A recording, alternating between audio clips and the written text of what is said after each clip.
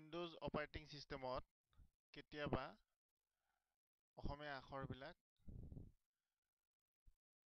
বা অসমীয়া শব্দবিলাক যুক্তাক্ষৰবিলাক ভাঙি আহে বা ভাঙি মানে সঠিককৈ পোৱা নাযায়। যেনে এই বাননটো বা এই শব্দটো কৃষি, ইয়াৰে ৰচয়িকাৰডাল পিছত আহিছে বা এইটোৰ যুক্তাক্ষৰটো ভাঙি গৈছে। এইটো আচলতে হ'ব লাগে প্ৰাথমিক চিকিৎসা বা সেইদৰে বৰ্গীয়া জ্বৰ ৰচয়িকাৰডাল আহি কৰ ওপৰত আহিছে। সেইদৰে ইয়াতো দেখা পাব এইটো আচলতে হ'ব লাগিছিলে শক্তি, কিন্তু যুক্তাক্ষৰটো ভাঙি গৈছে। বা ইয়াত ওকাৰডালো আপুনি এনেকে দেখিব, ওকাৰডাল পৰ পিছত আহিছে, কিন্তু সকলো জেগাত নহ'বও পাৰে, কোনো জেগাত বা সেইদৰে চাওক শেহতীয়া বাতৰি, ইয়াত ৰচয়িকাৰডাল বেলেগকে ওলাই আহিছে। এইটো চাইটত প্ৰায় ঠিকেই আছে, কিন্তু ইয়াত আকৌ সেই একেই সমস্যা,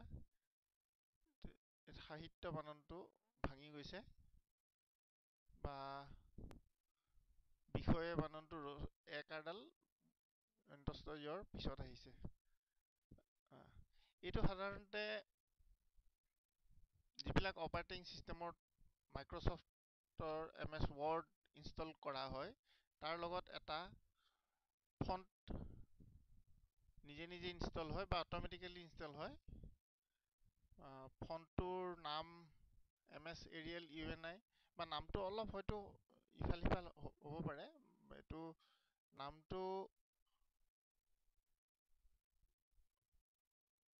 কোনটো ভাৰ্চনৰ MS ৱৰ্ড ইনষ্টল কৰা হৈছে সেইটোৰ ওপৰত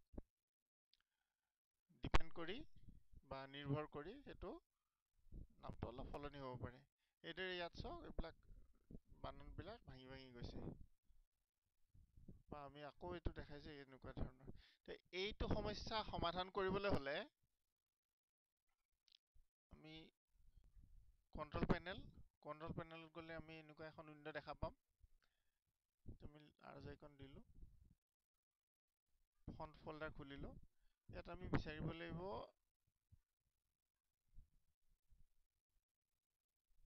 এৰিয়েল ইউনিকড MS ৰেগুলাৰ। তো মই অলপ আগতে ক'লো যে নামটো হয়তো অলপ ইফাল সিফাল হ'ব পাৰে বা কিছুমান মেচিনত এইটো MS UNI বুলিও পাব পাৰে। কিন্তু আমি ইয়াত চাব লাগিব ফন্টৰ সাইজটো। ইয়াত আমি দেখিছে ফন্টৰ সাইজটো প্ৰায় 22 MBতকৈ অলপ ডাঙৰ, কিন্তু কেতিয়াবা ফন্ট ফল্ডাৰত আপুনি ফন্টৰ সাইজটো দেখা নাপাবও পাৰে। এনেকুৱা ধৰণে থাকিব পাৰে। ফন্টৰ সাইজটো দেখা নাপালে আমি ফন্ট ভিউত গ'লো, চুজ ডিটেইলছ, সাইজত গ'লো, সাইজৰ যিটো ৰেডিঅ' বাটন আছে এইটো ক্লিক কৰি এইটো অকে কৰি দিলো। অকে কৰিলে আমি ফন্টৰ সাইজবিলাক এনেকে দেখা পাম। কিন্তু ইয়াৰ আগতে কেতিয়াবা আপোনাৰ মেচিনত এনেকুৱা ধৰণেও দেখা পাব পাৰে। এনেকুৱাকে থাকিলে এই সৰু উইন্ডোখনত ক্লিক কৰি ইয়াত ডিটেইলছ ক্লিক কৰিব লাগিব। ডিটেইলছ ক্লিক কৰাৰ পিছত আপুনি এনেকে ইয়াৰ ফন্টৰ সাইজবিলাক উলিয়াই ল'ব। ইয়াত গৈ এতিয়া আমি MS এৰিয়েল যিটো এৰিয়েল ইউনিকড MS ৰেগুলাৰ বুলি ফন্ট আছে, এই ফন্টৰ এটা বেকআপ এটা লৈ ল'ম। লেফ্ট ক্লিক কৰি পেলাই আমি ডেস্কটপলৈ ড্ৰেগ কৰি দিলো। তো ডেস্কটপলৈ আহি গ'ল।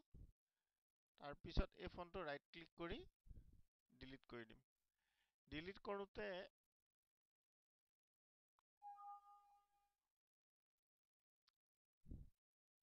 ব্ৰাউজাৰত ফন্টটো লৈ আছে কাৰণে এইটো এনেকুৱা হেৰি হৈছে। আমি ব্ৰাউজাৰটো ক্লোজ কৰি দিলো।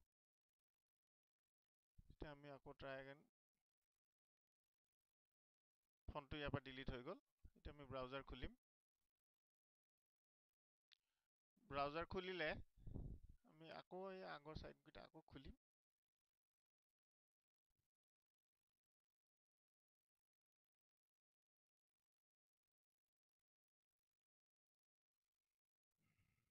এই সাইটটোত আগতেও একে আছিলে, কাৰণ ইয়াত বেলেগ এটা ফন্ট লৈছে। কুঁহিপাত ফন্টটো ইয়াত বাই ডিফল্ট বা ষান্মাসিকভাৱে লোৱা হৈছে।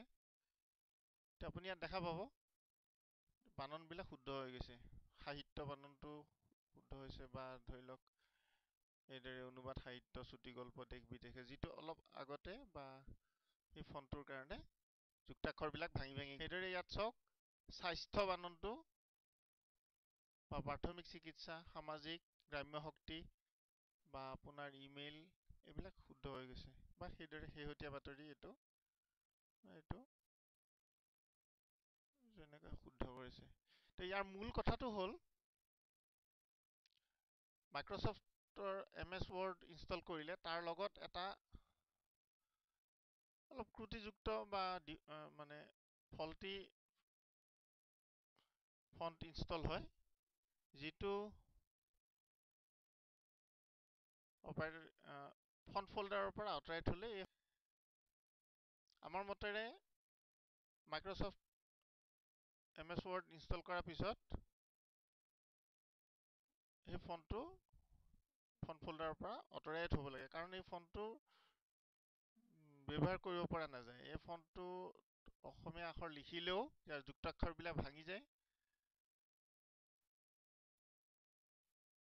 বা উকাৰ আকাৰবিলাক সঠিক জেগাত নাহে। এই ফন্টটোৰ এটা বিশেষত্ব আছে, এই ফন্টটো যথেষ্ট ডাঙৰ ফন্ট। দেখিছে 22 MB। ইমান ডাঙৰ ফন্ট প্ৰায় নাই বুলিয়ে ক'ব পাৰি। ইয়াত যথেষ্ট কেইবাটাও ভাষা স্ক্ৰিপ্ট একেলগে ভৰোৱা আছে। আমি ডিলিট কৰিব নকওঁ, কিন্তু এইটো ফন্ট ফল্ডাৰৰ পৰা আঁতৰাই আপুনি বেলেগ কোনোবা অন্য ফল্ডাৰত ৰাখি থৈ দিব পৰা যায়। এইটো কৰিলে এই সমস্যাটো সমাধান হৈ যায়।